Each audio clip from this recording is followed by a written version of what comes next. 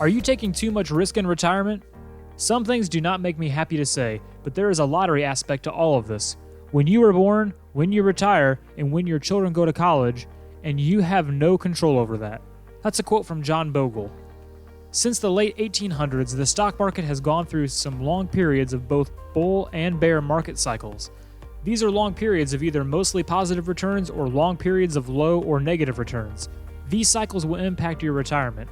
If you retired in 1983, you enjoyed 17 years of above-average stock market returns. However, if you retired in 2000, you would have endured two 50% drops in the stock market and may have gone broke if you relied on the stock market for your retirement income. This brings us to fatal fluctuations. Beginning in March of 2000 through early in 2003, the stock market dropped almost 50%. After finally getting back to even in 2007, the market proceeded to drop over 50% through early 2009. It wasn't until 2013 when the stock market reached its March 2000 highs. Investors weathered a 13-year time period of wild swings and zero market growth. This can be devastating to any retirement portfolio, and we call these big downturns fatal fluctuations because they are fatal to your retirement goals. It's also why the stock market should not be considered as an income source.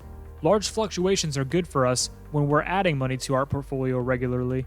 We can buy some shares when share prices are lower, but the opposite is true in retirement. Something to remember in retirement is that losses hurt you more than gains help you. Here's an infographic that demonstrates this concept. The math makes it quite clear that something's going on here. It is the fact that losses and gains are not equal, and in retirement, this can be devastating. This can lead into sequence risk. Something else that can have devastating consequences is the order of your investment returns. This is called sequence risk. This sounds complicated, but it's really not. During accumulation, the sequence of returns does not matter. If the fatal fluctuations happen early or late, you can get to where you want to be because you have the time and you're not dependent on income produced from those assets. The early years of your retirement tend to define the later years. If you suffer investment losses in the early years of retirement, which is a matter of luck, the odds of your assets lasting your lifetime, they've fallen off a cliff. The next thing we need to think about is combating risk. We all have conscious and subconscious biases, although every investor claims to be free of them. It is not surprising when these two important concepts are overlooked. Additionally, the majority of investors tend to invest more money in the markets when the risk levels are higher and take money out when the risk levels are lower.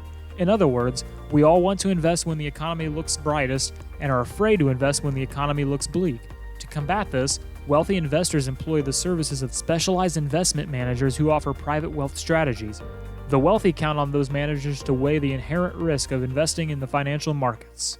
We're here to help. You should know that avoiding market ups and downs is impossible. However, we can help with a plan to avoid the fatal fluctuations with your retirement accounts. Our goal is to provide our clients with a worry-free retirement. We have expert advisors ready to build a plan to help you avoid fatal fluctuations and sequence risk. Contact us today to schedule a discovery call and find out if our services are right for you.